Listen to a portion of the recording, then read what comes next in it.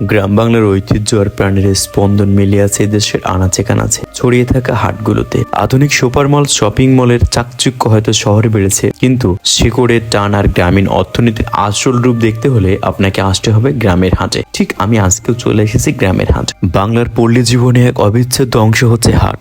সাধারণত সপ্তাহে 1 বা 2 দিন নির্দিষ্ট কোনো খোলা জায়গায় বা বটতলায় এই হাট বসে। হাট মানে শুধু কেনা বেচা নয়, এটি গ্রামীণ মানুষের জীবনের এক মিলন মেলা, কুশল বিনিময় আর সংস্কৃতির এক জীবন্ত সংগ্রহশালা। আমি যে হাটে কথা বলছি সেটা হচ্ছে রতনকান্দি হাট, বিশ্ববিখ্যাত সিরাজগঞ্জের এই হাট। হাটের চিরচেনা দৃশ্য, যেমন ভোরবেলার আগে দূর দূরান্ত থেকে বিক্রেতারা তাদের পণ্য নিয়ে হাটে আসে। কেউ আসে নৌকা, ভ্যান, আবার হাঁস মুরগি। এই যে দেখলেন কত বড় একটা মুরগি এখানে হাটে বিক্রি হলো। দেখেন ঝাড়ু কত সুন্দর।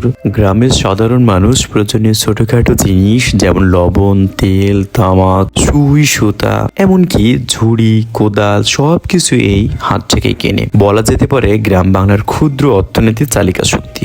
সময়ের বিবর্তনের জায়গায় প্রতিদিনের বাজার হাটের জায়গা দখল করে নিয়েছে। আধুনিক প্রযুক্তির ছোঁয়ায় অনেক গ্রামে পণ্য এখন অনলাইনে বিক্রি হয়, তবে হাটের সে ধুলোমাখা পথ, কাঁঠাল পাতার বাঁশি, মেটো সুরের আবেদন কখনোই ফুরিয়ে যাওয়ার নয়। গ্রাম বাংলার হাট কেবল কেনা বেচার স্থান নয়, এটি আমাদের শিকড়। এই হাটগুলো টিকে থাকার অর্থনীতির একমাত্র চালিকা শক্তি।